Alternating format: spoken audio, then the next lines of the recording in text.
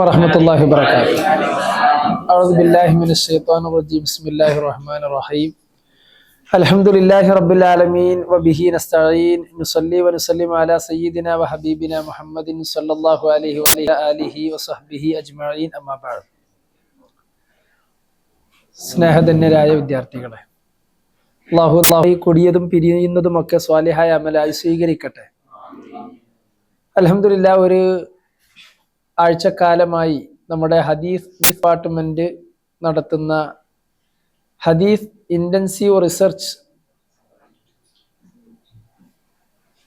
Summit, അതിന്റെ ഭാഗമായി അവസാന സെഷനിലാണ് നമ്മൾ ഒരുമിച്ച് കൂടിയത്.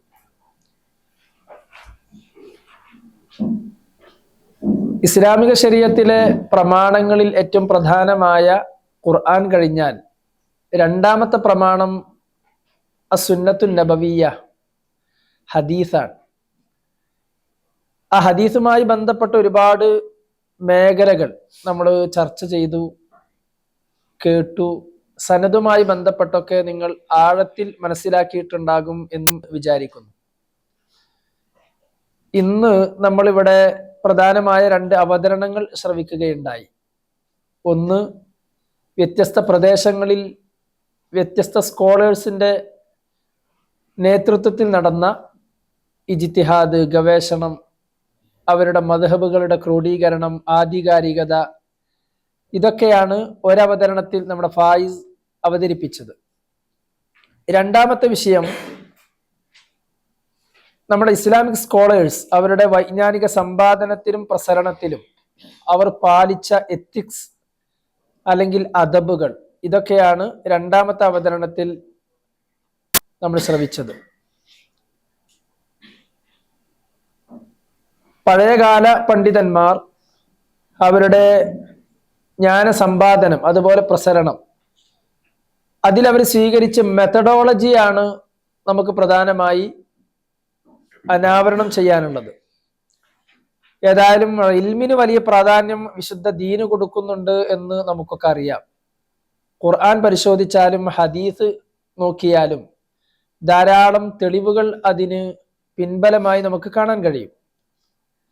മാത്രവുമല്ല, ഈ വിജ്ഞാന സമ്പാദനമാണ് മനുഷ്യ ജീവിതത്തിന്റെ പ്രധാനമായ കർമ്മങ്ങളുടെ ആദ്യപടിയായി വിശുദ്ധ ഖുർആൻ സൂചിപ്പിക്കുന്നത്. ഖുർആനിൽ ഒരു ആയത്തുണ്ട്. ഏതാണ് ആയത്ത്? ഫഅലം അന്നഹു ലാ ഇലാഹ ഇല്ലാഹു ഫഅലം അന്നഹു ലാ ഇലാഹ ഇല്ലല്ലാഹ് വസ്തഗ്ഫിർ ലിദംബിക വലിൽ മുഅ്മിനീന വൽ മുഅ്മിനാത്ത് വല്ലാഹു യഅലമു മുതഖല്ലബകും വമസ്വാകും. സൂറത്ത് മുഹമ്മദിലെ 19ാമത്തെ സൂക്തമാണ്. നീ മനസ്സിലാക്കണം, നബിയോടുള്ള ഖിതാബാണ്. നബിയെ അങ്ങ് മനസ്സിലാക്കണം. അന്നഹു, തീർച്ചയായും, കാര്യം, ലാ ഇലാഹ ഇല്ലല്ലാഹ്, അല്ലാഹു അല്ലാതെ ഒരു ഇലാഹില്ല. ഇത് നിങ്ങൾ ആദ്യം ബോധ്യപ്പെടണം, നിങ്ങൾക്ക് മനസ്സിലാവണം, അറിവുണ്ടായിരിക്കണം എന്ന് പറഞ്ഞിട്ടാണ് വസ്തഗ്ഫിർ ലിദംബിക്, ജീവിതത്തിൽ പാപങ്ങൾ സംഭവിക്കുകയാണെങ്കിൽ പാപമുക്തി തേടണം. വലിൽ മുഅ്മിനീന വൽ മുഅ്മിനാത്ത്, വിശ്വാസികൾക്ക്, വിശ്വാസിനികൾക്ക് നിങ്ങൾ പാപമോചനം തേടണം എന്ന് നബി സല്ലല്ലാഹു അലൈഹി വസല്ലമ തങ്ങളോട് അള്ളാഹു കൽപ്പിക്കുന്നത്. ഈ ആയത്തിന്റെ ഒരു വിശദീകരണത്തിൽ സുഫിയാൻ ബിൻ ഉയൈന റളിയല്ലാഹു അൻഹുവിനോട് ചോദിക്കുന്ന ഒരു കാര്യം, ഇൽമിന്റെ പ്രാധാന്യം എന്ത് എന്ന് ചോദിച്ചപ്പോൾ മഹാനവറുകൾ ഈ ആയത്താണ് ഓതിക്കൊടുത്തത്. എന്നിട്ട് മഹാനവറുകൾ പറയാണ്, ഫഅമറ ബിൽ അമൽ ബഅദൽ ഇൽം, അല്ലാഹു തആല മനുഷ്യരോട് അമൽ ചെയ്യാൻ പറഞ്ഞത് ആദ്യം ഇൽമ് പഠിക്കണം, അതിനുശേഷമാണ് നിങ്ങൾ അമൽ ചെയ്യേണ്ടത് എന്ന് പറഞ്ഞു. എന്നിട്ട് പറയാൻ, യഅലമു അന്നമൽ ഹയാത്തുദ് ദുനിയ ലഅബുൻ വലഹു, എന്നിട്ട് അല്ലാഹു പറയാണ്, സാബിഖൂ ഇലാ മഗ്ഫിറത്തിൻ മിർ റബ്ബിക്കും. പിന്നെ അല്ലാഹു പറയാണ്, വഅലമു അന്ന അംവാലുക്കും വഔലാദുക്കും ഫിത്ന. ഇവിടൊക്കെ അല്ലാഹു ഇൽമിനാണ് തഖ്ദീം ചെയ്യുന്നത്. അപ്പൊ ഏത് കാര്യവും നമ്മൾ ആദ്യം മനസ്സിലാക്കിയിട്ടാണ്, പിന്നീടാണ് അതിനോട് അനുബന്ധമായിട്ടാണ് നമ്മുടെ ജീവിതത്തിൽ കർമ്മങ്ങൾ ഉണ്ടാവുന്നത് എന്ന് മഹാനായ സുഫിയാൻ ബിൻ ഉയൈന റളിയല്ലാഹു അൻഹു അടക്കമുള്ള പ്രമുഖരായ മഹാപണ്ഡിതന്മാർ വിശദീകരിക്കുന്നുണ്ട്. ഹദീസുകളോ ആയത്തുകളോ കൂടുതലൊന്നും നാം പരിശോധിക്കേണ്ടതില്ല, പരതേണ്ടതില്ല. അതൊക്കെ നമുക്ക് സുവ്യക്തമായി അറിയുന്ന കാര്യങ്ങളാണ്. അതുകൊണ്ട് തന്നെ ഇൽമിന് ഇത്ര വലിയ പ്രാധാന്യം ഉള്ളത് കൊണ്ട് തന്നെ നബി സല്ലല്ലാഹു അലൈഹി വസല്ലമ തങ്ങൾ എന്ന് പറഞ്ഞ ഏറ്റവും വലിയ മംബഉൽ ഇൽമ്, വിജ്ഞാന ധാരയിൽ നിന്ന് ഓരോ ദിവസവും അറിവ് പഠിക്കാൻ സ്വഹാബികൾ പ്രത്യേകം അവസരം കണ്ടെത്തി. സൂറത്ത് തൗബയിൽ ഒരു ആയത്തുണ്ടല്ലോ, ഫലൗലാ നഫറ മിൻ കുല്ലി ഫിർഖത്തിൻ മിൻഹും ത്വായിഫ ലിയതഫഖഹു ഫിദ്ദീൻ. അല്ലേ? യുദ്ധത്തിന് ഒരു വിഭാഗം ആളുകൾ പോകുമ്പോൾ അവരുടെ കൂട്ടത്തിൽ നിന്നെന്തേ ഒരു വിഭാഗം ആളുകൾ മുത്തനബി സല്ലല്ലാഹു അലൈഹി വസല്ലമ തങ്ങളുടെ മദീനയിൽ തന്നെ തങ്ങി ഇൽമു പഠിക്കാൻ അവർ സമയം കണ്ടെത്തേണ്ടതില്ലയോ എന്ന് ചോദിക്കുന്നുണ്ട്. എന്തിന്? ആ യുദ്ധത്തിന് പോയ ആളുകൾ തിരികെ വന്നാൽ അവർക്ക് നഷ്ടമായ ഈ ഇൽമു അവർക്കത് പകർന്നു കൊടുക്കാൻ. അല്ലെ? ഇദാ റജഉ ഇലൈഹിം, ആ ആളുകൾ തിരിച്ചു വന്നാൽ അവർക്ക് ഈ അറിവൊക്കെ ആര് പറഞ്ഞു കൊടുക്കണം? മദീനയിൽ തങ്ങി ഇൽമു പഠിച്ച ആളുകൾ പഠിപ്പിച്ചു കൊടുക്കണം എന്ന് ഖുർആൻ പറയുന്നുണ്ട്. പിന്നെ അത് സ്വഹാബത്ത് വലിയ പ്രാധാന്യത്തോടുകൂടെയാണ് ഈ ഇൽമു സമ്പാദനത്തെ കണ്ടത്. ഉമർ ബിൻ ഖത്താബ് റളിയല്ലാഹു അൻഹുവും ഒരു അയൽവാസിയും പിന്നെ ഊളം വെച്ചിട്ടാണ് നബി തങ്ങളുടെ സദസ്സിലേക്ക് പോയിരുന്നത്. ഒരു ദിവസം ഉമർ തങ്ങൾ പോകും, അടുത്ത ദിവസം അയൽവാസി പോകും. ഉമർ തങ്ങൾ പോകുന്ന അന്ന് കേട്ടത് അയൽവാസിക്ക് മഹാനവറുകൾ പറഞ്ഞു കൊടുക്കും, അയൽവാസി പോകുന്ന ദിവസം കേട്ടത് ഉമർ തങ്ങൾക്ക് പറഞ്ഞു കൊടുക്കും. ഇങ്ങനെ ഊളം വെച്ച് നബി തങ്ങളുടെ ഇൽമിന്റെ സദസ്സിൽ സ്വഹാബികൾ പോയി ഇരിക്കാറുണ്ടായിരുന്നു. ഈ ഹദീസുകളെ ഈ പിന്നെ ഖുർആനിക വചനങ്ങളെ അവർ എഴുതി വെച്ചു നബി തങ്ങളുടെ പ്രത്യേകമായ കൽപ്പന പ്രകാരം. അതോടൊപ്പം ഹദീസുകളും നബി സല്ലല്ലാഹു അലൈഹി വസല്ലമ തങ്ങളുടെ കൽപ്പന പ്രകാരം എഴുതി വെച്ചിരുന്ന സ്വഹാബികൾ ഉണ്ടായിരുന്നു എന്ന് മറാഹിദ് തദ്വീനിൽ അഹാദീസിൻ നബവിയ്യ, മുത്തുനബിയുടെ ഹദീസുകളുടെ ക്രോഡീകരണവുമായി ബന്ധപ്പെട്ട ചരിത്രം പഠിക്കുമ്പോൾ അല്ലെങ്കിൽ അത് റെഫർ ചെയ്യുമ്പോൾ നമുക്ക് മനസ്സിലാകും. പല ആളുകളും ഹദീസ് ക്രോഡീകരണത്തിന് ചരിത്രം പറയാറുള്ളത് ഉമർ ബിൻ അബ്ദുൽ അസീസ് തങ്ങളുടെ കാലം മുതലാണ്. അത് അത്തദ്വീനുർ റസ്മി, ഔദ്യോഗിക ക്രോഡീകരണമാണ്. ഒരു കാര്യം ഗവൺമെന്റിന്റെ അല്ലെങ്കിൽ ഒരു ഭരണാധികാരിയുടെ പ്രത്യേകമായ ഓർഡിനൻസ് പ്രകാരം ഒരു കാര്യം ചെയ്യുമ്പോഴാണ് അത് ഔദ്യോഗികമായ പ്രവൃത്തിയാവുന്നത്. അനൗദ്യോഗികമായിട്ട് ഇഷ്ടം പോലെ ക്രോഡീകരണങ്ങൾ നടന്നിട്ടുണ്ട്. അത് ഹദീസ് ചരിത്രത്തിലുണ്ട്. ഖുർആൻ ക്രോഡീകരണത്തിന്റെ ചരിത്രം നമ്മൾ തിബിയാനിലൊക്കെ പഠിച്ചിട്ടുണ്ടാകും. എന്നാൽ ഹദീസ് നബി സല്ലല്ലാഹു അലൈഹി വസല്ലമ തങ്ങൾ പ്രത്യേകം അനുവാദം കൊടുത്ത സ്വഹാബികൾ എഴുതി വെച്ചിരുന്നു എന്നാണ്. അതിൽ വളരെ പ്രധാനമായ, ഞാൻ ആ ഭാഗത്തേക്ക് ഇൻഷാ അല്ലാഹ് അതിന്റെ ആ മെത്തഡോളജി അത് വിശദീകരിക്കുമ്പോൾ ആ ഭാഗം ഇൻഷാ അല്ലാഹ് ഞാൻ വിട്ടുപോവുകയാണെങ്കിൽ നിങ്ങളൊന്ന് ഓർമ്മപ്പെടുത്തുകയാണെങ്കിൽ ഇൻഷാ അല്ലാഹ് നമുക്കത് വിശദീകരിക്കാം. പിന്നെ ഇൽമിന് വലിയ പ്രാധാന്യം കൊടുത്തു, താബികൾ കൊടുത്തു. താബിഈങ്ങൾ നേരത്തെ ഇവിടെ സൂചിപ്പിച്ചല്ലോ, സഈദ് ഇബ്നുൽ മുസയ്യിബ് റളിയല്ലാഹു അൻഹു അടക്കമുള്ള പ്രമുഖരായ താബിഈങ്ങൾ വിജ്ഞാനത്തിന് വലിയ പ്രാധാന്യം കൊടുത്തു എന്നാണ്. ലുഖ്മാനുൽ ഹക്കീം റളിയല്ലാഹു അൻഹു തന്റെ മകനോട് പറഞ്ഞ ഒരു വസിയ്യത്തുണ്ട്, യാ ബുനയ്യ ജാലിസിൽ ഉലമാ വസാഹിംഹും ബിറുക്ബതൈക്. നീ പണ്ഡിതരുടെ കൂടെ ഇരിക്കണം, നിന്റെ കാൽമുട്ടുകൾ അവരോട് ചേർത്ത് വെച്ച് നീ അവരോട് ഇൽമു തേടി പഠിക്കണം. ഫഇന്നല്ലാഹ യുഹ്യിൽ ഖുലൂബ ബിനൂരിൽ ഹിക്മ കമാ യുഹ്യില്ലാഹുൽ അർളൽ മൈത ബിവാബിലിസ് സമാ. മഴ വർഷിപ്പിച്ച് തരിശായ ഭൂമികളെ അള്ളാഹു ഉണർത്തിക്കൊണ്ടുവരുന്നത് പോലെ അറിവില്ലാത്തത് കൊണ്ട്, അജ്ഞത കൊണ്ട് ഇരുട്ടുമുറ്റിയ ഹൃദയങ്ങളെ അള്ളാഹു തആല വിജ്ഞാനം കൊണ്ട് ജീവിപ്പിക്കും. അതുകൊണ്ട് നീ നിന്റെ ജീവിതത്തിൽ പരമാവധി പണ്ഡിതന്മാരെ സമീപിച്ചുകൊണ്ട് ഇൽമു തേടണം എന്ന് ലുഖ്മാനുൽ ഹക്കീം റളിയല്ലാഹു അൻഹു മകനോട് കൊടുത്ത ഒരു വസിയ്യത്തിൽ നമുക്ക് കാണാൻ കഴിയും.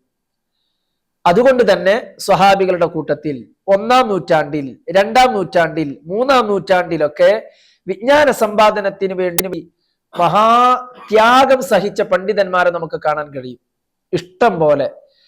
ഇനി സ്വഹാബികളും അങ്ങനെയാണ്. ഇബ്നു അബ്ബാസ് റളിയല്ലാഹു അൻഹുവിന്റെ ചരിത്രത്തിൽ റഈസുൽ മുഫസ്സിരീൻ ആണല്ലോ മഹാനവർകൾ. മുത്തുനബിയുടെ കാലശേഷം മഹാനവർകൾക്ക് ഒരു പ്രത്യേക സ്വഭാവമുണ്ട്. അഹ്ലുബൈത്തിൽ പെട്ട ആളാണ്. പക്ഷേ ഒരു ഹദീസ് അല്ലെങ്കിൽ ഒരു ഇൽമ് ഒരു സ്വഹാബിയുടെ അടുക്കൽ ഉണ്ട് എന്നറിഞ്ഞാൽ മഹാനവർകൾ ആ വ്യക്തിയുടെ വീട്ടുപടിക്കൽ ചെല്ലും. മിക്കവാറും അത് ദുഹാ സമയത്തായിരിക്കുമെന്നാണ്. എന്നിട്ട് ആ മഹാൻ മനീഷി ഈ സ്വഹാബി വര്യന്റെ വീട്ടുപടിക്കൽ കാത്തിരിക്കും. ആ സ്വഹാബി വര്യൻ വീട്ടിൽ നിന്ന് പുറത്തിറങ്ങുന്നത് വരെ പലപ്പോഴും ചുടുകാറ്റടിച്ച് അല്ലെങ്കിൽ മണൽക്കാറ്റടിച്ച് മഹാനവറുകളുടെ ശരീരത്തിലേക്ക് പൊടി പുലരാറുണ്ടായിരുന്നു.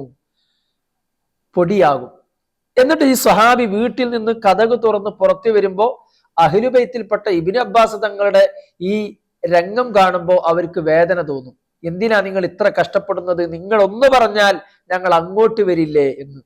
അപ്പൊ മഹാനവറുകൾ പറയും, ഇൽമ് അത് വന്നു വാങ്ങേണ്ടതാണ്, നമ്മളുടെ അടുക്കലേക്ക് ഇങ്ങോട്ട് വന്നിട്ടല്ല അത് നമുക്ക് കിട്ടേണ്ടത്, നമ്മൾ അങ്ങോട്ട് ചെന്ന് തേടി കേൾക്കേണ്ടതാണ്. അതാണ് ഇബ്നു അബ്ബാസ് റളിയല്ലാഹു അൻഹുവിന്റെ ചരിത്രത്തിൽ നമുക്ക് കാണാൻ കഴിയുന്നത്. അത് മഹാനവറുകളുടെ ശിഷ്യന്മാർ അതാ എന്നവർ, മുജാഹിദ് എന്നവർ, അങ്ങനെ ഒരുപാട് ആളുകളൊക്കെ അവരുടെ ഈ ജീവിത രീതിയിൽ വിജ്ഞാന സമ്പാദനത്തിന് അവർ വലിയ പ്രാധാന്യം കൊടുത്തു. മാത്രമല്ല, ഒരു ഇമാം ഖാദി ഹുസൈൻ റളിയല്ലാഹു അൻഹുവിന്റെ ഒരു പ്രസിദ്ധമായ ഒരു കോട്ടിംഗ് ഉണ്ട് നമ്മുടെ മഹല്ലിയുടെ ഹാഷിയ, നമ്മുടെ ഖല്യൂബിയിൽ നമുക്കത് കാണാൻ കഴിയും. ഖാദി ഹുസൈൻ തങ്ങൾ പറയാൻ, സലാസു ഖിസാലിൻ ഇദാ ജമഅൽ മുതഅല്ലിം സലാസ ഖിസാലിൻ ഫഖദ് തമ്മത്തിൻ നിഅമതു അലൽ മുഅല്ലിം. ഒരു മുതഅല്ലിമിന്റെ ജീവിതത്തിൽ 3 കാര്യങ്ങൾ ഉണ്ടെങ്കിൽ അവനെ പഠിപ്പിക്കുന്ന അധ്യാപകർക്ക് എല്ലാവിധ സൗഭാഗ്യങ്ങളും കിട്ടിയവരാണ്. 1 നല്ല ബുദ്ധിശക്തിയാണ്, 2 നേരത്തെ ഇവിടെ അവതരിപ്പിച്ചതുപോലെ അദബാണ്, 3ാമത്തത് ഹുസ്നുൽ ഫഹം, ഗ്രാഹ്യശേഷി നല്ല വർധനവുണ്ടെങ്കിൽ അധ്യാപകർക്ക് നല്ല സുഖാണ്. എന്നാൽ വൈദാ ജമഅൽ മുഅല്ലിമു സലാസ ഖിസാൽ, ഒരു ഗുരുനാഥന്റെ ജീവിതത്തിൽ 3 കാര്യങ്ങൾ ഉണ്ടെങ്കിൽ ഫഖദ് തമ്മത്തിൻ നിഅമതു അലൽ മുതഅല്ലിം, ആ ഗുരുവിൽ നിന്ന് പഠിക്കുന്ന മുതഅല്ലിമീങ്ങൾക്ക് ജീവിതത്തിൽ സൗഭാഗ്യങ്ങൾ സമ്പൂർണമായിരിക്കും. 1 നല്ല ക്ഷമയുള്ള ഗുരുനാഥനാണ്, 2 നല്ല വിനയമുള്ള ഗുരുനാഥനാണ്, 3 നല്ല സൽസ്വഭാവിയായ ഗുരുനാഥനാണ്. അസ്സബ്റു വത്തവാദുഉ വഹുസ്നുൽ ഖുൽഖ്, ഇതാണ്. ഇനി മഹാനവറുകൾ തന്നെ പറയുന്നുണ്ട്, ഒരു മുതഅല്ലിമിന് ജീവിതത്തിൽ ഉണ്ടാവേണ്ടത് പ്രധാനമായി 4 തൗഫീഖുകളാണ്. ഒന്നാമത്തേത് ദകാഉൽ ഖരീഹ വതബീഅത്തുൻ സഹീഹ വഇനായത്തുൻ മലീഹ വമുഅല്ലിമുൻ ദൂ നസീഹ. ഇത് ഞാനൊരു മുഖദ്ദിമയായിട്ട് ഇനി പറയാൻ പോകുന്നതിൽ ഒരു മുഖദ്ദിമയായിട്ട് പറയാൻ. 1 പ്രകൃതിദത്തമായ ബുദ്ധി വൈഭവം, നല്ല ബുദ്ധി വൈഭവം ഉണ്ടെങ്കിൽ മുതഅല്ലിമിന് അതൊരു വലിയ തൗഫീഖാണ്. 2ാമത്തേത് പഠനത്തിന് തടസ്സമുണ്ടാകുന്ന വിധത്തിലുള്ള രോഗങ്ങളോ മറ്റോ ഇല്ലാതെ അരോഗദൃഢഗാത്രനാകുക. 3ാമത്തേത് ഇനായത്തുൻ മലീഹ, നന്നായി പഠിക്കണമെന്ന ഒരു വലിയ ജിജ്ഞാസു ആകുക എന്നത് ഒരു മുതഅല്ലിമിന്റെ ജീവിതത്തിൽ അള്ളാഹു കൊടുക്കുന്ന ഒരു വലിയ തൗഫീഖാണ്. 4ാമത്തേത്, ഇതൊക്കെ ഉണ്ടായാൽ മതിയോ? നല്ല ബുദ്ധിയുണ്ട്, പഠിക്കാൻ നല്ല ആഗ്രഹമുണ്ട്, ആരോഗ്യം പ്രശ്നങ്ങളൊന്നുമില്ല, പക്ഷെ 4ാമത്തത് കൂടി വേണം. വമുഅല്ലിമുൻ ദൂ നസീഹ, ഈ തന്റെ മുന്നിൽ വന്ന് പഠിക്കാൻ ആഗ്രഹിച്ച ഈ മുതഅല്ലിം പഠിച്ച് വളർന്ന് സമുന്നതനാവണം എന്ന് ഒരു നസീഹത്തോടു കൂടി കാണുന്ന നല്ല ഒരു ഗുരുനാഥനെയും കിട്ടുക എന്നത് ഒരു മുതഅല്ലിമിന്റെ ജീവിതത്തിലെ വലിയ 4 തൗഫീഖുകളിൽ അതിപ്രധാനമാണ്. ഇതാണ് ഖാദി ഹുസൈൻ തങ്ങൾ പറയുന്നത്. ഇനി നോക്കുകയാണെങ്കിൽ സ്വഹാബികളുടെ കാലം കഴിഞ്ഞ് താബികളുടെ കാലം, നമ്മൾ പറഞ്ഞല്ലോ നേരത്തെ, കൂഫയിലും ബസറയിലും മദീനയിലും ഒക്കെയുള്ള ഓരോ പ്രദേശങ്ങളിലേക്ക് കടന്നുപോയ സ്വഹാബികൾ, ആ സ്വഹാബികളിൽ നിന്ന് ഇൽമു പഠിച്ച, ഹദീസ് പഠിച്ച, ഖുർആനിന്റെ വ്യാഖ്യാനം പഠിച്ച എത്രയോ ആളുകളെ നമുക്ക് കാണാൻ കഴിയും. ഇഷ്ടം പോലെ ആളുകൾ. പിന്നെ അവരിൽ നിന്ന് ഒരുപാട് ആളുകൾ പഠിക്കും. ഈ ഓരോ ആളുകളും ഓരോ വിജ്ഞാന മേഖലയിൽ മുതബഹിരീങ്ങളാകുന്നു. ഈ മുതബഹിരീങ്ങളായ ആളുകളെ തേടി പിന്നെ ലോകത്തിന്റെ വിവിധ നാടുകളിൽ നിന്ന് ഒരുപാട് ശിഷ്യഗണങ്ങൾ യാത്ര ചെയ്തു വരുന്നു. ഇതാണ് പിന്നീട് ഇസ്ലാമിക വിജ്ഞാന പ്രസരണത്തിൽ അല്ലെങ്കിൽ അതിന്റെ സമ്പാദന ചരിത്രത്തിൽ നമുക്ക് കാണാൻ കഴിയുന്നത്. ഇഷ്ടം പോലെ കാതങ്ങൾ സഞ്ചരിച്ചുകൊണ്ടാണ് ഓരോ ആളുകളും ഈ അധ്യാപകരെ തേടി വന്നത്. അത് ഹദീസ് ക്രോഡീകരണത്തിന്റെ ചരിത്രം പഠിക്കുമ്പോൾ വളരെ കൃത്യമായി നമുക്ക് മനസ്സിലാക്കാൻ കഴിയും. അർ-റിഹ്ല ഫീ ത്വലബിൽ ഹദീസ് എന്ന് പറഞ്ഞ ഒരു കിതാബുണ്ട്. ആരതാ? നിങ്ങൾ എന്തായാലും പറയണം. അർ-റിഹ്ല ഫീ ത്വലബിൽ ഹദീസ്, ഹദീസ് ഡിപ്പാർട്ട്മെന്റ് എന്തായാലും അറിഞ്ഞിരിക്കേണ്ട, മനസ്സിലാക്കേണ്ട ഒരു കിതാബാണ്. അർ-റിഹ്ല ഫീ ത്വലബിൽ ഹദീസ്. ഖതീബുൽ ബഗ്ദാദി റളിയല്ലാഹു അൻഹുവിന്റേതാണ്. അർ-റിഹ്ല ഫീ ത്വലബിൽ ഹദീസ്. അതിൽ മഹാനവർകള് ഒരുപാട് ആളുകൾ ആ കിതാബിൽ പറയുന്നത് ഒറ്റ ഹദീസ് തേടി യാത്ര പോയ മഹാരഥന്മാരെ കുറിച്ചാണ്. ഒറ്റ ഹദീസ് തേടി യാത്ര പോയ മഹാരഥന്മാരെ കുറിച്ചാണ് അതിൽ പറയുന്നത്.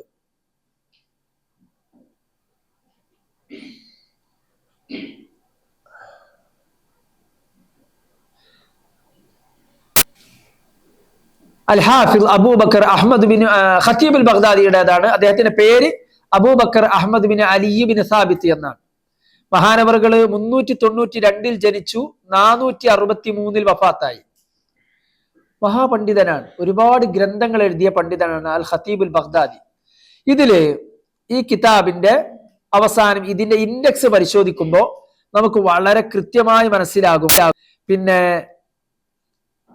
ذكر من رحل في حديث واحد من الصحابة الأكرمين رضي الله عنهم أجمعين. ഒറ്റ ഹദീസ് തേടി യാത്ര പോയ സ്വഹാബികളെ കുറിച്ച് എത്ര ആളുകളുണ്ട്? ഒരുപാട് ആളുകളെ കുറിച്ച് അതിൽ പരാമർശിക്കാൻ പറയുന്നുണ്ട്. അതിൽ വളരെ പ്രധാനമായി പറയുന്ന ഒരു ഹദീസ് ഉണ്ട്.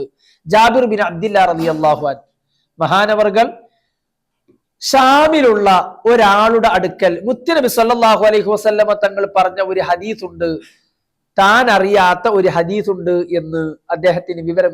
ആർക്ക്? ജാബിർ ബിൻ അബ്ദില്ലാ റളിയല്ലാഹു അൻഹു. അപ്പൊ ഷാമിലേക്ക് പോകണം.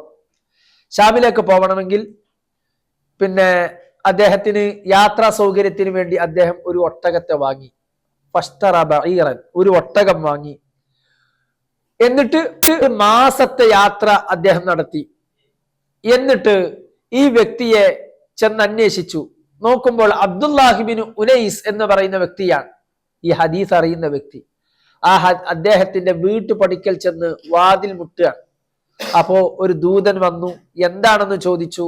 ഞാൻ ഇന്ന വ്യക്തിയാണ്, ഈ ഹദീസ് ഈ വീട്ടുകാരൻ അറിയാം എന്ന് വിവരം കിട്ടിയിട്ട് വന്നതാണ്, ഒരു മാസം മുമ്പ് യാത്ര തുടങ്ങിയതാണ്. എന്നിട്ട് ആ ഹദീസിനെ കുറിച്ച് ചോദിച്ചു. ആ ഹദീസ് അദ്ദേഹം പറഞ്ഞു കൊടുത്തു. അദ്ദേഹം തിരിച്ചു പോന്നു. ഒരൊറ്റ ഹദീസ് കിട്ടാനാണ് ഷാമിലേക്ക് ഒരു മാസത്തെ യാത്രക്ക് വേണ്ടിയിട്ട് ഒരു വാഹനം സജ്ജീകരിച്ച് മഹാനായ ജാബിർ ബിൻ അബ്ദില്ലാ റളിയല്ലാഹു അൻഹു യാത്ര പോകുന്നത്. ലി ഹദീസിൻ വസ്ഫിൻ നാസി യൗമൽ വസ്ഫിൽ ഖിസാസി യൗമൽ ഖിയാമ. ആ ഒരു ഹദീസുമായി ബന്ധപ്പെട്ട കാര്യത്തിന് വേണ്ടി ഇങ്ങനെ ഒരുപാട് ആളുകളെ നമുക്ക് കാണാൻ കഴിയും. അത് ഒരുപാട് ആളുകളെ നമുക്ക് അങ്ങനെ കാണാൻ കഴിയും. ഇനി അഹ്മദ് ബിൻ ഹംബൽ റളിയല്ലാഹു അൻഹു, അങ്ങനെ പെട്ടെന്ന് പോവുകയാണ്. അഹ്മദ് ബിൻ ഹംബൽ റളിയല്ലാഹു അൻഹു ഹദീസ് ലോകത്ത് ഏറ്റവും പ്രസിദ്ധമായ ഗ്രന്ഥമാണ് മുസ്നദ്, അല്ലെ? എന്താ മുസ്നദിന്റെ പ്രത്യേകത?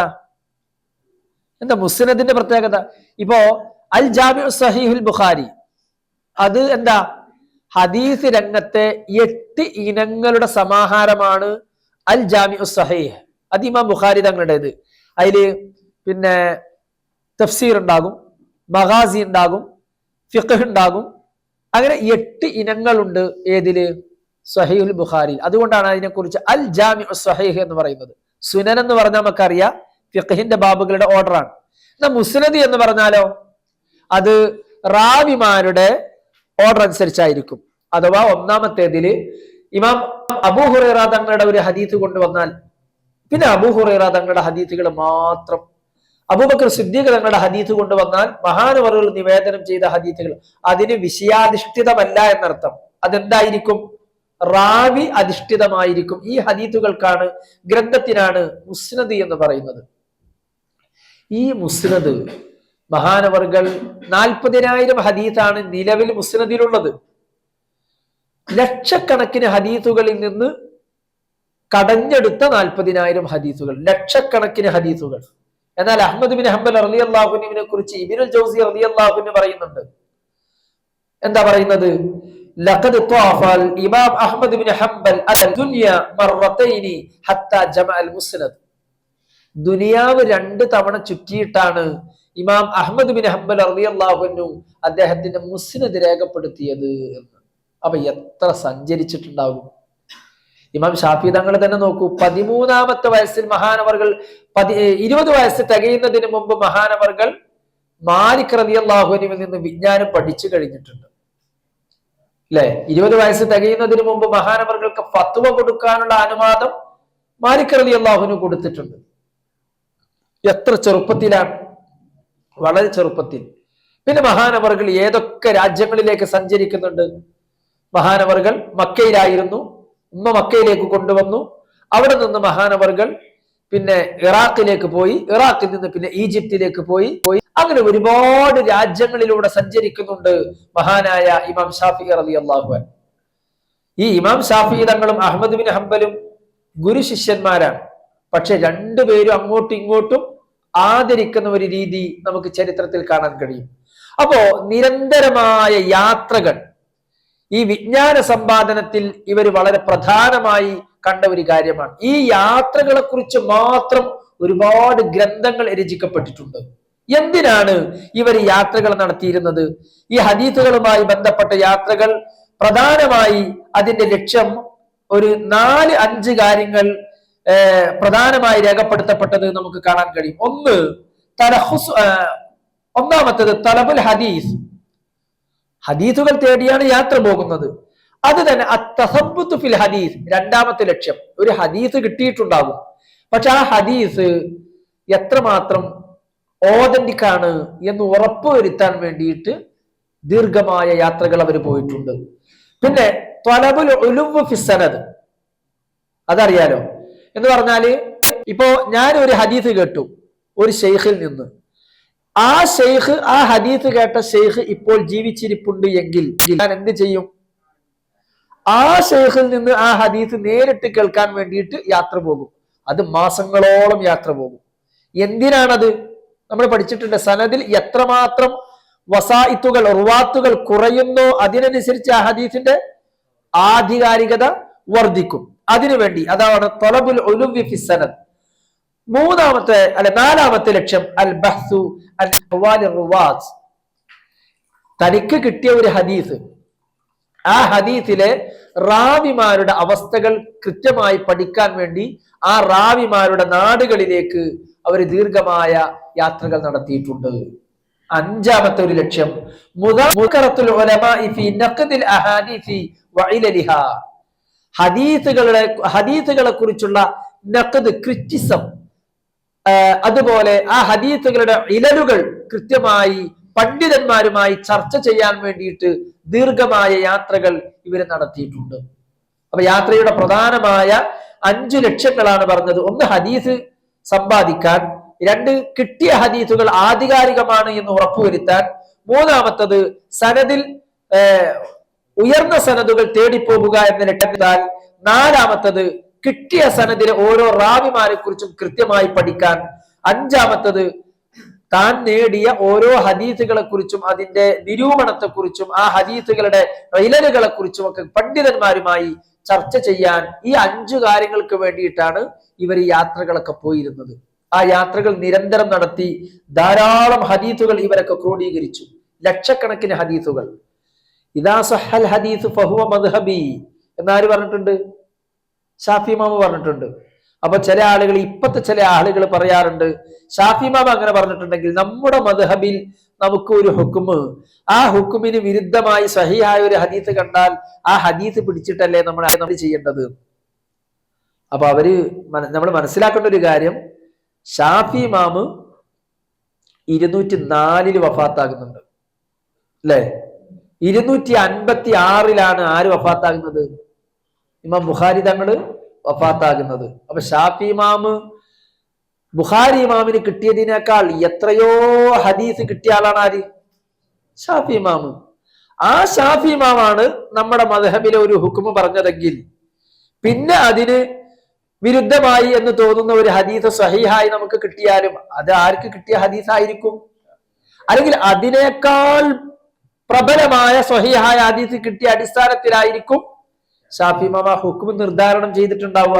അപ്പൊ ഇദാ സഹൽ ഹദീസ് ഫഹുവ മദ്ഹബി എന്ന് മഹാനവറുകൾ പറയുന്നത് അതിന്റെ അടിസ്ഥാനത്തിലാണ്. അത് ശറഹുൽ മുഹദ്ദബിന്റെ ആരംഭത്തിൽ വളരെ കൃത്യമായി ഇനി ഞാനൊരു കാര്യം പറയാണ്, ശറഹുൽ മുഹദ്ദബിന്റെ മുഖദ്ദിമ എന്തായാലും നമ്മളൊന്ന് വായിക്കേണ്ട ആളുകളാണ്. അത് നമ്മുടെ ഇസ്ലാമിക വിജ്ഞാനങ്ങളുടെ ഒരു ആകത്തുക. എങ്ങനെയാണ് നമ്മൾ കാര്യങ്ങൾ പഠിക്കേണ്ടത്, കിതാബുകൾ നോക്കേണ്ടത്, എങ്ങനെയാണ് ഫത്വകൾ ചോദിക്കേണ്ടത്, ഫത്വ ചോദിക്കുമ്പോൾ നമ്മൾ എന്തൊക്കെയാണ് മര്യാദകൾ പാലിക്കേണ്ടത് എന്നതൊക്കെ വിശദമായി പറയുന്ന ഒരു കിതാബാണ്. ഇങ്ങനെ ഒരുപാട് ഹദീസുകൾ തേടി ഇവരൊക്കെ യാത്ര പോയി. ഇങ്ങനെ യാത്ര പോയതോടുകൂടി ഈ ഹദീസുകളൊക്കെ ഇവർ ക്രോഡീകരിച്ചു. ഈ ക്രോഡീകരിക്കുന്ന കൂട്ടത്തിൽ ഓരോ റാവിമാരും, ഇപ്പൊ ഇമാം ബുഖാരി തങ്ങൾ, ഇമാം മുസ്ലിം തങ്ങൾ, മറ്റുള്ള ആളുകളൊക്കെ അവർക്ക് ഒരുപാട് സ്വന്തമായ നിബന്ധനകൾ വെച്ചു, അല്ലെ? ആ നിബന്ധനകളുടെ കൂട്ടത്തിൽ ഏറ്റവും വലിയ നിബന്ധന ആരുടേതാണ്? ഇമാം ബുഖാരി തങ്ങളുടെ നിബന്ധനയാണ്. മഹാനായ മുസ്ലിം റളിയല്ലാഹു അൻഹുവിന് മുആസറത്ത് മതി, എന്നാൽ ഇമാം ബുഖാരി തങ്ങൾക്ക് എന്ത് വേണം? മുലാഖാത്ത് വേണം. ഒരേ കാലത്ത് ജീവിച്ചാൽ മതി. എന്നാൽ ഇമാം ബുഖാരി തങ്ങൾ പറഞ്ഞു, അല്ല, അത് പോരാ, എന്ത് വേണം? മുലാഖാത്ത് വേണം. ആ റാവി മറ്റേ റാവിയിൽ നിന്ന് നേരിട്ട് കണ്ടുകൊണ്ട് സ്വീകരിച്ച ഹദീസായിരിക്കണം. അതുകൊണ്ടാണ് ഇമാം ബുഖാരി തങ്ങളുടെ സഹീഹിന് വലിയ പ്രാധാന്യം കൂടിയത്. അങ്ങനെ സിഹാവ് സിത്തയുടെ പ്രാധാന്യങ്ങളൊക്കെ നമുക്കറിയാം. സിഹാവ് സിത്തക്ക് പുറമെ ഒരുപാട് ഹദീസ് സമാഹാരങ്ങൾ ഓരോ പണ്ഡിതന്മാർക്കും ഹദീസ് ഗ്രന്ഥങ്ങൾ നമുക്ക് കാണാൻ കഴിയും. ബുഖാരി ഇമാമിന് തന്നെ ഇമാം സ്വഹീൽ ബുഖാരി അല്ലാത്ത വേറെയും ഹദീസ് സമാഹാരങ്ങളുണ്ട്, അല്ലെ? ഒന്ന് അൽ അദബുൽ മുഫ്രദ്, സ്വഹീഹായ ഹദീസുകളാണ്.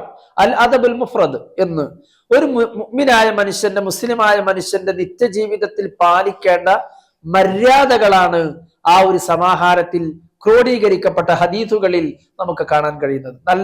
നമ്മൾ മറ്റു സ്ഥലങ്ങളിലൊന്നും കാണാത്ത ഒരുപാട് നല്ല രസകരമായ, നല്ല തോട്ട് പ്രൊവോക്കിംഗ് ആയ ഒരുപാട് നല്ല ആശയങ്ങളൊക്കെ നൽകുന്ന ഒരുപാട് ഹദീസുകൾ ആ കിതാബിൽ നമുക്ക് കാണാൻ കഴിയും. ഉദാഹരണം, അബ്ഗിദ് ബഗീലക ഹൗനമ്മ അസാ അൻ യകൂന ഹബീബക യൗമമ്മ അഹ്ബിബ് ഹബീബക ഹൗനമ്മ അസാ അൻ യകൂന ബഗീലക യൗമമ്മ. കേട്ടുകണ ഇല്ലേ? അഹ്ബിബ് ഹബീബക്, നിന്റെ ഏറ്റവും നല്ല കൂട്ടുകാരനെ നീ സ്നേഹിക്കണം. ഹൗനമ്മ, വല്ലാണ്ട് അങ്ങോട്ട് അടുക്കരുത്, ചെറിയൊരു ഡിസ്റ്റൻസ് വേണം.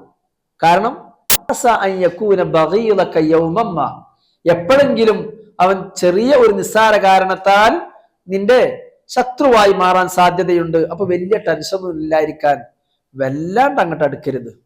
എന്നാൽ അബ്ഗിദ് ബഗീലക ഹൗനമ്മ, ഒരാൾ നിന്റെ ശത്രുവാണ് എന്ന് കരുതിയിട്ട് എല്ലാ കുറ്റവും കുറവും അവനെ കുറിച്ച് പറഞ്ഞു പരത്തുകയും അല്ലെങ്കിൽ എല്ലാ കാര്യങ്ങളുടെയും കാരണക്കാരൻ അവനാണെന്ന് തെറ്റിദ്ധരിക്കുകയും ചെയ്ത് മഹാശത്രുവായി അവനെ നീ കൊണ്ടു നടക്കരുത്. കാരണം അസാ അൻ യകൂന ഹബീബക യൗമമ്മ, ഏതെങ്കിലും ഒരു പുലർപ്രഭാതത്തിൽ അവൻ നിന്റെ ആരായി മാറും?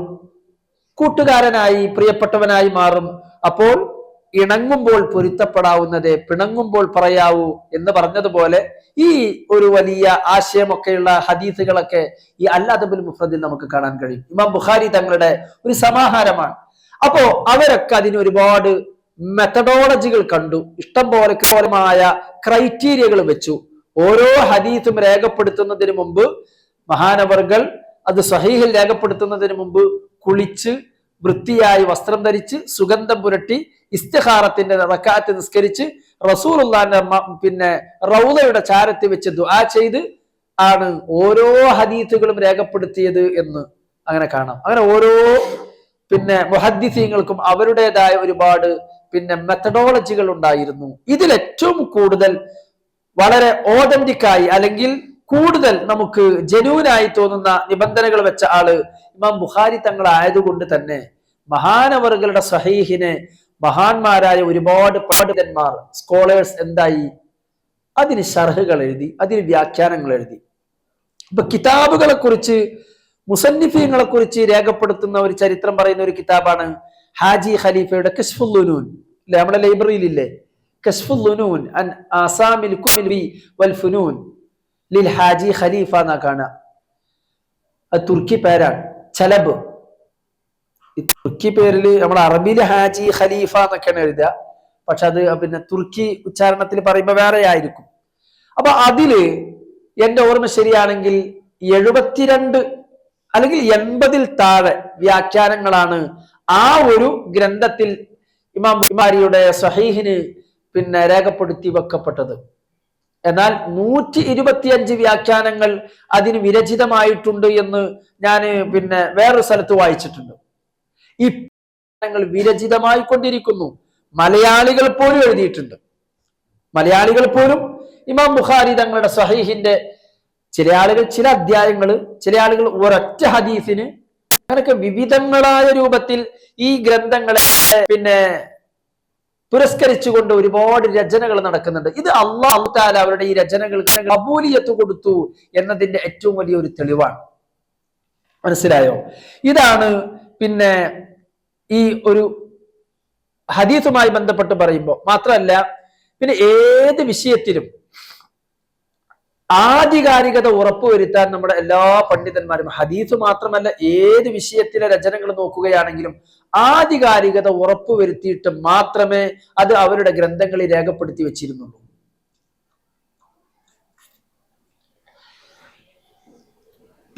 സൈറ്റേഷൻ എന്നൊരു പരിപാടി, എന്താ? അസ്വുൽ അഖ്വാലി ഇലാ സ്വഹാബിഹ. ആരാണ് ആ കാര്യം പറഞ്ഞത്, ഏത് ഗ്രന്ഥത്തിലാണ് പറഞ്ഞത്, അതാണ് ഇപ്പൊ നമ്മൾ പറഞ്ഞത് ആധികാരികത. ആധികാരികത എന്ന് പറഞ്ഞാൽ അത് സ്വീകരിക്കപ്പെടാവുന്നതാണ് എന്ന് ഉറപ്പുള്ളതേ അവർ എഴുതിയുള്ളൂ.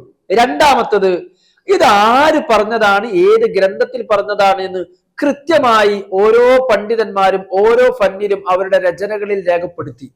അത് ചെയ്യാത്ത പണ്ഡിതന്മാരെ ആ കാലഘട്ടത്തിലുള്ള സമകാലികരായ പണ്ഡിതന്മാർ നിശിതമായി വിമർശിച്ചിട്ടുണ്ട്. ഇപ്പൊ ഇമാം സുയൂത്തി തങ്ങളുടെ ഒരു കിതാബിന്റെ പേരാണ് അൽ മുസന്നിഫു വസ്സാരിഖ്. എന്താ? സുയൂത്തി ഇമാമിന്റെ ഒരു കിതാബ് അതിൽ നിന്ന് കോട്ട് ചെയ്ത് അത് സുയൂത്തി ഇമാമിൻ്റെതാണ് എന്ന് പറയാതെ പ്ലാജിയറിസം അത് നടത്തിയതുകൊണ്ട്, ഇംതിഹാന് നടത്തിയത് കൊണ്ട് മഹാനവറുകൾ അതിനെ വിമർശിച്ചുകൊണ്ട് കിതാബ് എഴുതി. മഹാനവറുകൾ അങ്ങനെ കിതാബ് എഴുതി. ഇബ്നു ഹജർ അസ്ഖലാനി റളിയല്ലാഹു അൻഹു ഫത്ഹുൽ ബാരി എഴുതിയിട്ടുണ്ട്. ഏതിന്റെ വ്യാഖ്യാനം? സഹീഹുൽ ബുഖാരിയുടെ. അതേ കാലഘട്ടത്തിൽ 12 വയസ്സ് വ്യത്യാസത്തിൽ ജീവിച്ചിരുന്ന ആളാണ് ആര്? ബദ്രുദ്ദീനുൽ ഐനി. ഈ ബദ്രുദ്ദീനുൽ ഐനി തങ്ങളും ഇബ്നു ഹജർ അസ്ഖലാനി റളിയല്ലാഹു അൻഹു തമ്മിൽ വളരെ വലിയ ഫൈറ്റ് നടക്കുന്നുണ്ട്. ഒരാരോപണം, എന്റെ വ്യാഖ്യാനത്തിൽ നിന്ന് അദ്ദേഹം ഈ വ്യാഖ്യാനങ്ങളൊക്കെ എഴുതുന്നത് എന്ന് അങ്ങോട്ടും ഇങ്ങോട്ടും അവരെ കുറിച്ച് ആരോപണങ്ങളുണ്ട്. അത് മൗലവിമാരുടെ ഇടയിൽ കാലഘട്ടത്തിൽ ഉണ്ടാകുന്ന സ്വാഭാവികമായ തർക്കങ്ങളാണ്. എന്നാലും മൊത്തത്തിൽ നമ്മുടെ ഇസ്ലാമിക ലോകത്തെ പണ്ഡിതന്മാരുടെ ഗ്രന്ഥരചനയുടെ രീതി പരിശോധിക്കുമ്പോൾ കൃത്യമായി അതിന്റെ സൈറ്റേഷൻ അവർ കൃത്യമായി രേഖപ്പെടുത്തി വെച്ചത് നമുക്ക് കാണാൻ കഴിയും. ഇപ്പോ ഇനി ഈ ഗ്രന്ഥരചനയിൽ അവർ സ്വീകരിച്ച ഒന്ന്, ഒരേ കിതാബിന് തന്നെ നിരവധി വ്യാഖ്യാനങ്ങൾ. ഇപ്പൊ നമ്മൾ സ്വഹീഹ് ബുഖാരിയുടെ കാര്യം പറഞ്ഞു, 100-ലേറെ വ്യാഖ്യാനങ്ങൾ എന്ന് പറഞ്ഞു. ഇനി അതേ കിതാബിന് തന്നെ ഈ വ്യാഖ്യാനങ്ങൾക്ക് ഹവാശികൾ, അല്ലെ, ഹാഷിയകള്. ഇനി ഹാഷികൾക്ക് തഅലീഖാത്തുകൾ, അല്ലെ, വ്യാഖ്യാനം, ഉപവ്യാഖ്യാനം, ഇങ്ങനെ ഒരുപാട് രൂപത്തിൽ ഓരോ ഗ്രന്ഥങ്ങളെയും പുരസ്കരിച്ചുകൊണ്ട് രചനകൾ നടത്തി എന്നുള്ളതാണ്. ഇപ്പൊ നമ്മുടെ ഫത്ഹുൽ മുഈൻ എടുത്തു നോക്കൂ. ഫത്ഹുൽ മുഈൻ, അതിന് ഇയാനത്തു ത്വാലിബീൻ ഉണ്ട്, തർശീഹുൽ മുസ്തഫീദീൻ ഉണ്ട്, നിഹായത്തു സൈൻ ഉണ്ട്. ഒരു ഫത്ഹുൽ, നമ്മുടെ കേരളത്തിൽ രചിക്കപ്പെട്ട ഒരു ഫത്ഹുൽ മുഈനാണ് ഇങ്ങനെയൊക്കെ വിദേശികളായ പണ്ഡിതന്മാര് പോലും രചനകൾ നടത്തി അതിനെ പുരസ്കരിച്ചത്. എന്നാൽ ഒരു ഗ്രന്ഥത്തിന് ഒന്നിൽ കൂടുതൽ വ്യാഖ്യാനങ്ങൾ വന്നതുകൊണ്ട് എന്തെങ്കിലും ഉപകാരമുണ്ടോ? അതെ, വൈജ്ഞാനികമായ ഒരുപാട് ഉപകാരങ്ങൾ ഇതിലുണ്ടായിട്ടുണ്ട്. ഉദാഹരണം, ഇപ്പോ ഇആനത്തും തർശീഹും എതിരഭിപ്രായം വരുന്ന 70ഓളം മസ്അലകൾ ഉണ്ട് എന്നാണ്. 70 മസ്അലകൾ.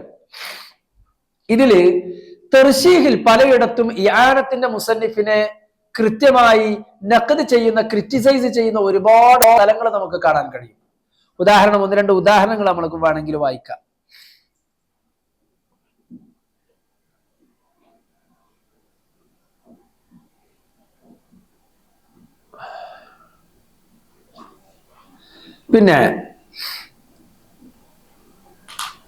നമ്മുടെ ബാങ്ക് കൊടുക്കുമ്പോ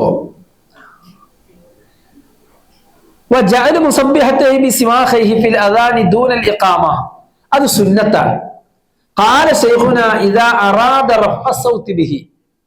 ബാങ്ക് ഉച്ചത്തിൽ കൊടുക്കണമെന്ന് ഉദ്ദേശിച്ചാൽ എന്ത് വെക്കണം? ചെവിക്കുഴിയിൽ അവന്റെ വിരൽ വെക്കണം. ഇതിന്റെ വിശദീകരണത്തിൽ തർശീഹിൽ പറയുന്നത് കാണാം.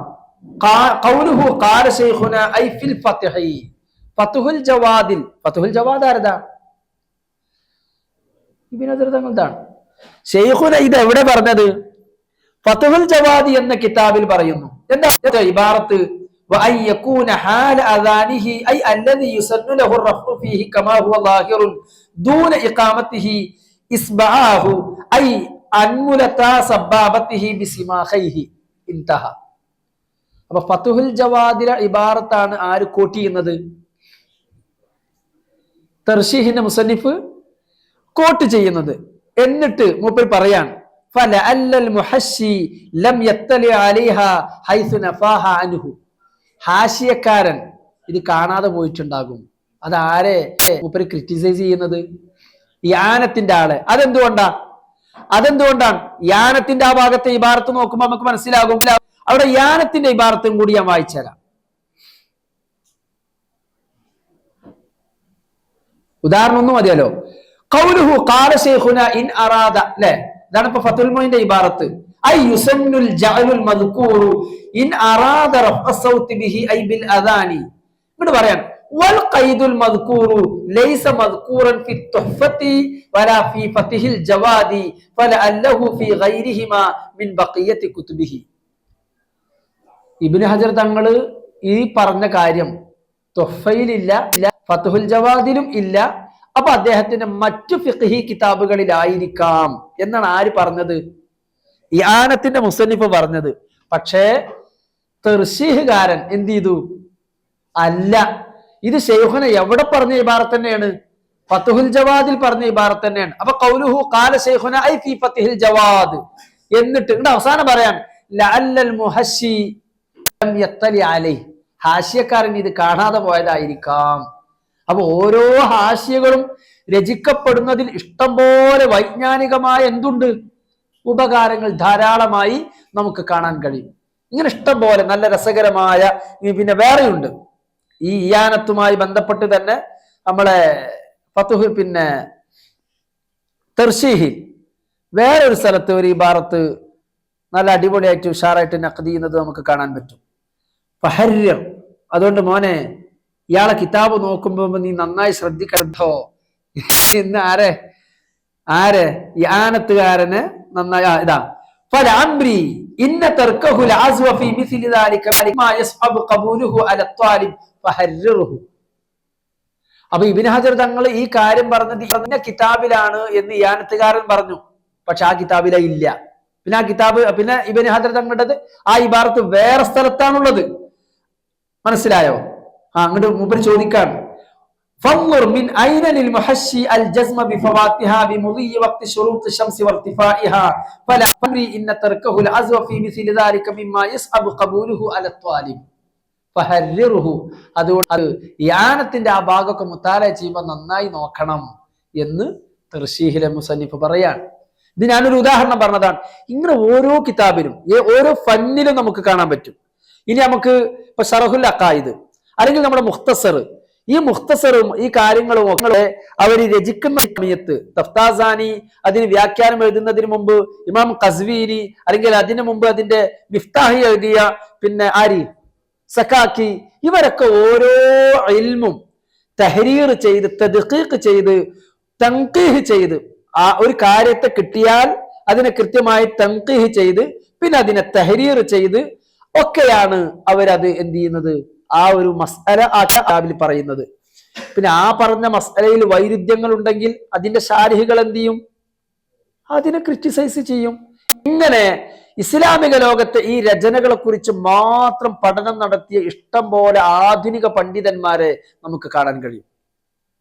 ഇപ്പൊ നമ്മുടെ മഹ്മൂദ് ഗൂരിയുടെ പ്രധാന പഠനം എന്തിനെ കുറിച്ചാണ്? നമ്മളെ ഷാഫിഈ മദ്ഹബിലെ ആധികാരിക പിന്നെ കർമ്മശാസ്ത്ര ഗ്രന്ഥങ്ങളെ കുറിച്ചാണ്. തുഹ്ഫയെ കുറിച്ച്, ഫത്ഹുൽ മുഈനിനെ കുറിച്ച്, ഇമാം മഹല്ലിയുടെ രചനയെ കുറിച്ച് ഒക്കെ. ഇത് ആധുനിക ലോകത്ത്. അപ്പൊ നമ്മൾ ആലിമീങ്ങളാവുക എന്നതിനോടൊപ്പം നമ്മൾ അക്കാഡമീഷ്യൻസ് കൂടി ആവണം. അപ്പൊ അതിനുവേണ്ടി നമ്മൾ നമുക്ക് നന്നായിട്ട് എന്ത് ചെയ്യണം? ഇഷ്ടം പോലെ നന്നായി പഠിച്ച് ഉഷാറാവണം. അതോടുകൂടി ഈ പിന്നെ പ്ലാജിയറിസം ഒഴിവാക്കി സൈറ്റേഷൻ കൊടുത്ത് ആധികാരികത ഉറപ്പുവരുത്തി ഈ രചനകളൊക്കെ നടത്തി എന്നത് തന്നെയാണ് ഇവരുടെ ഏറ്റവും വലിയ മെത്തഡോളജി. പിന്നെ ഈ ഞാൻ കൂടുതൽ ദീർഘിപ്പിക്കുന്നില്ല. ഈ ജ്ഞാന സമ്പാദനത്തിന് വേണ്ടി ഇവർ വലിയ ത്യാഗങ്ങൾ സഹിച്ചിട്ടുണ്ട്. നേരത്തെ ഇവിടെ പറഞ്ഞല്ലോ, അബു ഹനീഫ ഇമാമിന്റെ ശിഷ്യൻ അബു യൂസുഫ് റളിയല്ലാഹു അൻഹു അല്ലെ, മുഹമ്മദ് ബിൻ ഹസൻ ഷെയ്ബാനി തങ്ങളും അബു യൂസുഫ് റളിയല്ലാഹു അൻഹു ഇസ്ലാമിക ചരിത്രത്തിലെ ഒന്നാമത്തെ ഖാദിൽ ഖുലാത്താണ് മഹാനവർകൾ. അദ്ദേഹം അനാഥനാണ്. ഉമ്മ പിന്നെ കുടുംബത്തിന് വരുമാനം ഉണ്ടാവാൻ സ്വന്തമായി ജോലി ചെയ്തത് കൊണ്ട് തികയാത്തത് കൊണ്ട് മകൻ ഒരു ധോബിയുടെ അടുക്കൽ പറഞ്ഞയച്ചു, അലക്കുകാരന്റെ അടുക്കലേക്ക് പറഞ്ഞയച്ചു. അയാളൊന്ന് ഹെൽപ്പ് ചെയ്താൽ വൈകുന്നേരം ആകുമ്പോ എന്തെങ്കിലും ചില്ലിക്കാശ് കിട്ടിയാൽ അത് നമ്മുടെ കുടുംബത്തിന് ഉപകാരമാവുമല്ലോ, അതുകൊണ്ട് മോനൊന്ന് അവിടെ പോണം. ഇങ്ങനെ പോയി. കുറച്ച് ദിവസം കഴിഞ്ഞപ്പോഴാണ് ആ ധോബി വീട്ടിലേക്ക് പോകുന്നതിന്റെ ഇടയിൽ ആരുടെ ക്ലാസ് കേൾക്കുന്നത്? അബു ഹനീഫ ഇമാമിന്റെ ദർസ് കേൾക്കുന്നത്. അപ്പൊ ഒരു ദിവസം അവിടെ കയറിയിരുന്ന് നോക്കുമ്പോൾ മഹാനവർകൾക്ക് അവിടെ ഇരുന്ന് പഠിക്കണമെന്ന് വലിയ താല്പര്യം. അങ്ങനെ പല ദിവസവും അവിടെ കയറി. വൈകുന്നേരം വീട്ടിൽ ചെല്ലുമ്പോൾ കാശുണ്ടാകൂല. കാരണം ആരുടെ വീട്ടിലെത്തിയിട്ടില്ല, അലക്കുകാരന്റെ വീട്ടിലെത്തിയിട്ടില്ല. അപ്പം ആ ഉമ്മ ദേഷ്യം പിടിച്ചിട്ട് അബു ഹനീഫ ഇമാമിന്റെ അടുക്കൽ വന്നിട്ട് വളരെ ദേഷ്യം പിടിച്ചുകൊണ്ട് പറഞ്ഞു, ഇതൊരു യതീമാണ്, ഞങ്ങളുടെ കുടുംബത്തിന് എന്തെങ്കിലുമൊക്കെ കിട്ടണമെങ്കിൽ ഞാൻ മാത്രം അധ്വാനിച്ചത് കൊണ്ട് മതിയാകില്ല. അതുകൊണ്ടാണ് ഞാൻ എൻ്റെ മകനെ ആ അലക്കുകാരന്റെ വീട്ടിലേക്ക് പറഞ്ഞയക്കുന്നത്. നിങ്ങൾ അതിനെ തടസ്സമാകരുത് എന്ന്. അപ്പോ അബൂ ഹനീഫ ഇമാമിന് ഈ കുടുംബത്തിന്റെ ദാരിദ്ര്യം, പട്ടിണി മനസ്സിലായി. മഹാനവർകൾ ഒരു കിഴി കൊടുത്തിട്ട് പറഞ്ഞു, ഇത് നിങ്ങൾ കയ്യിൽ വെച്ചോളൂ, ആവശ്യം വരുമ്പോൾ ഇനിയും ചോദിക്കണം, മറക്കരുത്, മടിക്കരുത്. എന്നിട്ട് പറഞ്ഞു, പിസ്താശി അണ്ടിയും ഫലൂദയും ചേർത്ത് കഴിക്കാൻ വേണ്ടി പഠിക്കുകയാണ് നിങ്ങളുടെ മകൻ എന്ന് പറഞ്ഞു. അതൊരു പ്രവചനാണ്. പിന്നീട് മഹാനായ അബൂ യൂസുഫ് റളിയല്ലാഹു അൻഹുവിന്റെ ജീവിതത്തിൽ ഹാറൂൻ റഷീദിന്റെ കൊട്ടാരത്തിലെ മഹാപണ്ഡിതനായി അദ്ദേഹം ഖാദിൽ നിൽക്കുന്ന ഒരു ഘട്ടത്തിൽ ഒരിക്കൽ ഹാറൂൻ റഷീദിന്റെ കൂടെ ഇങ്ങനെ ഭക്ഷണം കഴിക്കാൻ. അപ്പോ ഭക്ഷണ തളികയിൽ ഒരുപാട് വിഭവങ്ങളുണ്ട്. കൂട്ടത്തിൽ കൊണ്ടുവന്ന് വെച്ച കൂട്ടത്തിൽ ഈ ഫലൂദയും പിസ്താശിയണ്ടിയും ഒക്കെ ഉണ്ട്. അപ്പൊ മഹാനവർകൾ അതിങ്ങനെ എടുത്ത് ഇങ്ങനെ കഴിക്കുന്നതിനൊപ്പം ഇങ്ങനെ ചിരിക്കുന്നുണ്ട്. അബൂ യൂസുഫ് എന്നവരിങ്ങനെ ചിരിക്കുന്നുണ്ട്. അപ്പോ ഹാറൂൻ റഷീദ് ചോദിച്ചു, എന്താണ് ബിമത്തദഹക്, എന്തുകൊണ്ടാണ് നിങ്ങൾ ചിരിക്കുന്നത്? അപ്പോ ഞാൻ എൻ്റെ ഗുരുനാഥന്റെ വാക്ക് ഓർത്തുപോയി എന്ന് പറഞ്ഞിട്ട് ഈ സംഭവം ഇങ്ങനെ പറഞ്ഞു. അപ്പൊ ഹാറൂൻ റഷീദ് പറയുന്നുണ്ട്, അവരൊക്കെ അള്ളാഹുവിന്റെ ഏറ്റവും ഇഷ്ടപ്പെട്ട അടുത്ത ആളുകളായതുകൊണ്ട് അവർ മുഖലക്ഷണം നോക്കിയിട്ട് പറയുന്ന ആളുകളായിരുന്നു എന്ന്. അപ്പൊ അത്രയും ദാരിദ്ര്യത്തിൽ ജീവിച്ച ആളാണ് ആര്? അബൂ യൂസുഫ് റളിയല്ലാഹു അൻഹു. ഇനി നമ്മൾ നേരത്തെ പറഞ്ഞതുപോലെ ഈ സഫഹാത്തും മിൻ സബരിൽ ഉലമാ, പണ്ഡിതന്മാർ വിജ്ഞാനം സമ്പാദിക്കുന്ന മാർഗത്തിൽ ത്യജിച്ച ത്യാഗങ്ങൾ, സഹിച്ച ത്യാഗങ്ങൾ എത്രയാണ് എന്ന് ഓരോ പണ്ഡിതന്മാരുടെയും ചരിത്രത്തിൽ നമുക്ക് കാണാൻ കഴിയും. മാലിക് ബിൻ അനസ് റളിയല്ലാഹു അൻഹു മഹാനവറുകളുടെ വീടിന്റെ മേൽക്കൂര പോലും വിറ്റിട്ടുണ്ട് എന്നാണ് ഒരു ഘട്ടത്തിൽ. പിന്നെ മഹാനവറുകൾ വലിയ ധനാഢ്യനായി മാറി. അങ്ങനെ ഒരുപാട് സ്വന്തം കിതാബുകൾ മുഴുവനും വിറ്റ് ഭക്ഷണം കഴിക്കാൻ കാശുണ്ടാക്കിയ മഹാന്മാരെ ചരിത്രത്തിൽ നമുക്ക് കാണാൻ കഴിയും. ഉടുത്തിരുന്ന വസ്ത്രങ്ങളിൽ ഒരു ജോഡി വിറ്റ് ഭക്ഷണം വാങ്ങിയ മഹാന്മാരെയൊക്കെ നമുക്ക് ചരിത്രത്തിൽ കാണാൻ കഴിയും. അങ്ങനെ വലിയ ത്യാഗം ഇവരുടെ ജീവിതത്തിലൊക്കെ അവർ സഹിച്ചിട്ടുണ്ട്. അങ്ങനെ നേടിയ വിജ്ഞാനങ്ങളാണ് ഗ്രന്ഥങ്ങളായി ഇവരൊക്കെ എഴുതി വെച്ചത്. ഈ ഇൽമ് പഠിക്കുക എന്ന് മാത്രമല്ല, അത് രേഖപ്പെടുത്തി വെക്കുക എന്നതുകൂടി ഈ പണ്ഡിതന്മാരുടെ ഏറ്റവും വലിയ ഒരു സ്വഭാവമായിരുന്നു. ഖയ്യിദുൽ ഇൽമ ബിൽ കിതാബ, അതൊരു ഹദീസാണ്. ഖയ്യിദുൽ ഇൽമ ബിൽ കിതാബ, എഴുതി വെച്ച് നിങ്ങൾ ഇൽമുകളെ പിടിച്ചു കെട്ടണം എന്നാണ്. ആ പേരിൽ തന്നെ കിതാബുകൾ നമുക്ക് കാണാൻ പറ്റും. അപ്പോ ഇങ്ങനെയുള്ള ഒരു രീതിയാണ് ആദ്യകാല പണ്ഡിതന്മാരൊക്കെ സ്വീകരിച്ചിരുന്നത്.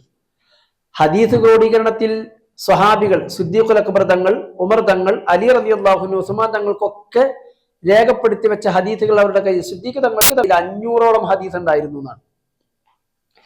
ആ കൂട്ടത്തിൽ സ്വഹാബികളുടെ കൂട്ടത്തിൽ വളരെ പ്രധാനമായ 2 സ്വഹീഫകൾ ഉണ്ടായിരുന്നു. അസ്വഹീഫത്തു സഹീഹ, അസ്വഹീഫത്തു സ്വാദിഖ. നിങ്ങൾ കേട്ടിട്ടുണ്ടാകും ഹദീസ് ക്രോഡീകരണത്തിൽ. ഒന്ന് വഹബ് ബിൻ മുനബ്ബഹ് മഹാനവറുകളുടെ അസ്വഹീഫത്തു സഹീഹ, രണ്ട്, അബ്ദുല്ലാഹിബിൻ അംർ ബിൻ അൽ-ആസ് റളിയല്ലാഹു അൻഹുവിന്റെ അസ്സഹീഫത്തു സ്വാദിഖ. ഇത് രണ്ടും ഈ ഹദീസ് ക്രോഡീകരണ രംഗത്ത് വളരെ പ്രധാനമായ രണ്ട് രേഖകളായി നമുക്ക് കാണാൻ കഴിയും. ഇതവര് എഴുതി സമാഹരിച്ച് എടുത്തു വെച്ചത് കൊണ്ട് ഹദീസ് ക്രോഡീകരണ മേഖലയിൽ പിന്നെ മുസ്ലിം ലോകത്തിന് വലിയ സഹായം ഉണ്ടായി എന്ന് ചരിത്രത്തിൽ നമുക്ക് കാണാൻ കഴിയും. ഇൻഷാ അല്ലാഹ് ഈ രൂപത്തിലാണ് പഴയകാല പണ്ഡിതന്മാർ പിന്നെ അവർക്കുണ്ടായിരുന്ന ഒരു വലിയ പ്രത്യേകത, ഓരോ ഫന്നിലും ഏറ്റവും മാഹിറായ ഗുരുനാഥനെ കണ്ടെത്തി അവരിൽ നിന്ന് ഇൽമു പഠിച്ചു.